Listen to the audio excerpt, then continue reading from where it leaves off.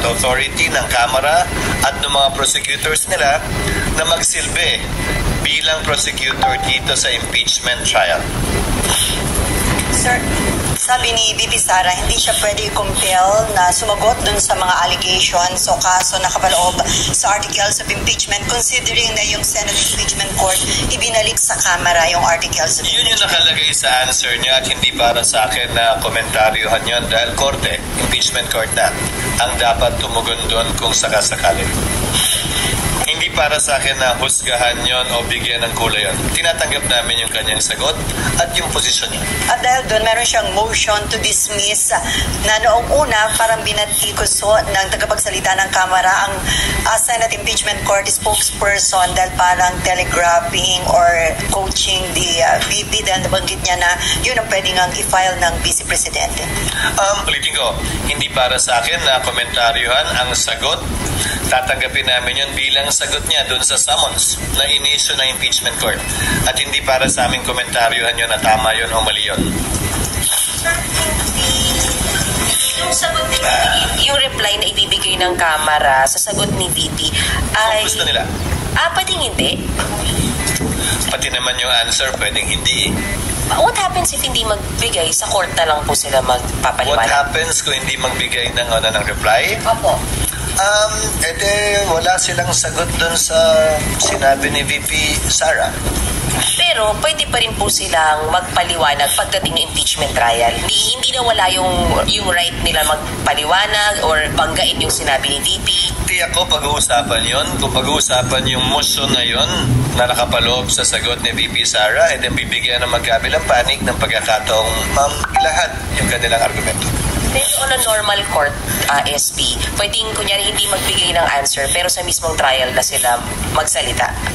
Pwede, hindi siya deemed or considered waived unless under exceptional circumstances hindi siya papayagan ng korte for being dilatory. Pero sa palagay ko, walang ganun dito. Isa pa, SP yung ginagawa ngayon ng prosecution na halos maya't maya nagpe-press con sila, ngayon pa lang sinasagot na nila yung sagot ni VP katulad kahapon sa kay Attorney Bukoy. Is that normal? Is that okay? Hindi po ba sila patatahimikin ng impeachment court? Sa ngayon, hindi pa siguro dahil hindi pa naman nagsisimula ang trial. Pag nagsimula na kasi ang trial, dapat lahat ng gusto nilang sabihin doon na mismo sa trial. Pero sa panahong ito, walang prohibition. Katulad ng mga tanong niyo sa akin ditong nagdaang araw, pwede ba niyong i-publish yung answer na binigay sa inyo ng Kamara base sa receiving copy nila? Walang prohibition na gawin yun. Pero pag may trial na? Ibang usapin kapag may trial na dahil pwedeng magbigay ng kautusan ng impeachment court na limitahan o pagbawalan ang mga parties sa kaso na magsalita. Pero desisyon ng impeachment court yun. Sir, may araw daw, sasubmit na yung certification ng Kamara na dumaan sa tamang proseso yung articles of impeachment. So kapag na-submit yun, babawi na ba yung decision ng Senate Impeachment Court na i-refer back yung articles of impeachment? Hindi, dahil dalawa yung kautosang binitiwan ng Senado, kung maalala mo. Pero yung second yata, mahirap nilang i-comply hanggat hindi pa nagko-convene. Kaya nga hindi pa kompleto yung compliance nila. So, dalawa yung compliance na inihiling na impeachment court sa Kamara. Yung isa ay pwedeng mabigay ng 19th Congress. Yan yung patunay na hindi sila lumabag sa one-year ban. Pinapaliwanag na hindi sila lumabag dito. At pangalawa, yung patuloy na kagustuhan na ipursige pa rin yung kaso mula sa 20th Congress. So yung decision na yon to refer back yung articles of impeachment, mananatili yun hanggang 20th Congress? That is the operational meaning of the order issued by the Senate Impeachment Court, yes. Maliwanag naman yun dun sa order. Sir, next week, di ba basically, technically parang 20th Congress na. So, mapapalitan na, sir, may mga prosecutors, pero may mga na-retain pa rin naman. Then, yung 20th Congress papasok na rin. So, paano po yung magiging process lang? Hindi yun question kung mariretain sila. Desisyon ng Kamara yun. Pero ang issue ay, ang autorisasyon na binigay ng 19th Congress sa mga prosecutors na re-elect man sila o hindi ay hanggang June 30 lamang. kailangan bigyan sila ng panibagong otorisasyon ng Kongreso na magsilbi bilang pareho man o magkaibang prosecutors sa ilalim ng 20th Congress. So sir, kailangan pa ng plenary action pagka ganun? Plenary action ang kinakailangan. So basically sir, walang prosecutors muna from June 3rd? Kaya nga, Pebrero pa lang sinasabi ko na sa inyo, di ba, dun sa mga nagmamadali, hindi pwede magpursige ang trial dahil walang prosecutors mula June 30 hanggang July 28. Di ba, noon pa sinasabi na natin yan eh. Hindi naman pwedeng mag-trial na isang panig lang. Sir, so given yun, sabi kasi ni Attorney Bukoy, yung spoke sa House, magre-request po sila after nila mag-file ng reply dun sa answer ni VP Sara, magre-request sila sa impeachment court na mag-set na ng pre-trial date at ng trial date. Pwede ba yun? Hindi. Kasi kahit yung authorization ni Attorney Bukoy ay hanggang June 30 lamang. Mag-i-expire at maglalapse din yun.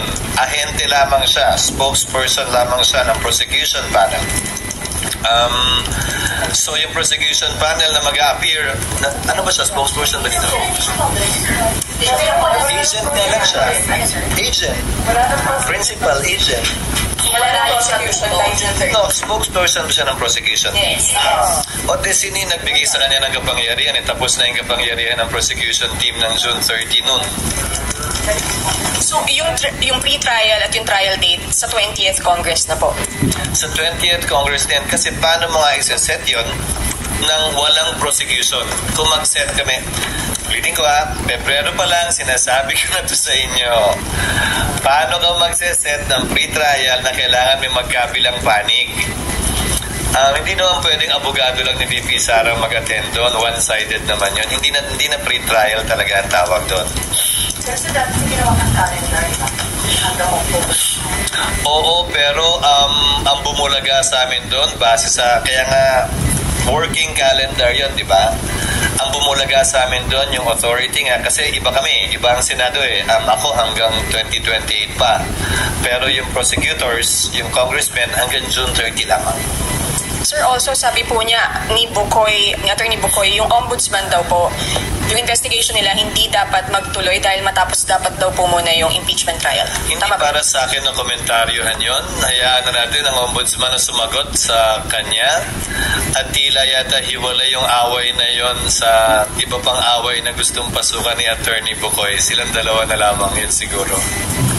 Yes, In fact. Sir, ginagamit kasing defense, based doon sa answer ng Vice President, ginagamit nilang defense yung pag-return ng impeachment court doon sa articles of impeachment. Ano ba talaga ang ginawa ng impeachment court? Kasi ang claim nila is the articles of impeachment was returned, so there's no charges against her to speak of. There are no charges against Argumento yan ng isang panig. Subalit, I refer you back to the order itself. Pakibasa na lang po yung order dahil nakalagay naman doon, di ba? Return without dismissing nor terminating the case. Di ba nakalagay yun doon? So, ang sagot siguro, yung nasa order na lang, ang pagdedebatihan yan, kung may issue, pagbobotohan yan, kung sakasakali pagdating ng trial. But I cannot, even if I am the Senate President bilang tagapangulo ng Senado, hindi ko pwedeng dagdagan o bawasan pa yung pinagbotohang order ng Senado. So yun lang ang masasabi kong sagot dun sa ganung posisyon. Basta sir, hindi nawala sa Senate yung charges, hindi nawalan ito ng jurisdiction nang dahil doon sa pag-return ng articles of impeachment. Hindi ko din pa, yun ang nakalagay sa order. Hindi ko pwedeng dagdagan o bawasan yung ginawa o hindi ginawa ng impeachment court. Nakapaloob yun sa order mismo. Sir, yung compliance po na isasubmit supposedly ng House ngayon, who will decide if it's actually compliant dun sa hinihingi ng court? The impeachment court, when we resume, mag-resume yun kapag compliant na ang Kamara. So sir, July 29 probably. July 29, thereafter. July 29 onwards. Kasi July 28 kami mag-resume pero ceremonial yon para sa sona ng Pangulo. Magsisimula pa lang talaga makapagtrabaho ang Senado at Kamara ng July 29. Pero hindi kami pwede schedule agad. Hanggat una, wala pa yung prosecutors. Pangalawa, wala pa yung compliance in one shape or another. So, walang makukunti ng 29 kung wala pa yung compliance na pangalawa. Or sabihin nilang ayaw nila, kung ano man, basta katugunan o sagot dun sa hinihiling na yon. So, if walang katugunan, wala makukunti. Paano makakatugon din kung wala pa? Wala pang prosecutor eh. Or pag 29, kunwari, or 28 sila magtugon sa ito. Paano sila makakabigay nga ng tugon kung wala pang prosecutors? They should, again, some things need to be done by the House, given the entry of the new Congress, bago may schedule yung trial. Anong may mga kailangan gawin para ma-remove kayo? Ano po yung dapat? Mag-elect sila ng prosecutors. Paano ka magta-trial na walang kinatawan ng Kamara? At saka yung compliance nila sa order ng impeachment court. Yun, may hudyat na yun, may dahilan para mag-convene. But on its own, the impeachment court can also convene on any other matter it may want to take up or decide on its own. Pwede naman din yun. Kahilingan lamang ng isang impeachment court judge ang kinakailangan. Siyempre pag-uusapan, subject to an agreement by consensus of the impeachment court judges kung may kailangan isettle o pag-usapan. Kasi hindi na pwedeng desisyonan yan bilang Senado eh. Hindi ko na rin pwedeng desisyonan yan bilang presiding officer lamang. Dapat impeachment court na mag-decide. So kung may issue na mangyayari o magaganap na kailangan pagpasahan ng impeachment court, the court, motu proprio, with the rules of court having precedence with respect to practice, ay pwede rin gawin yun. SP, so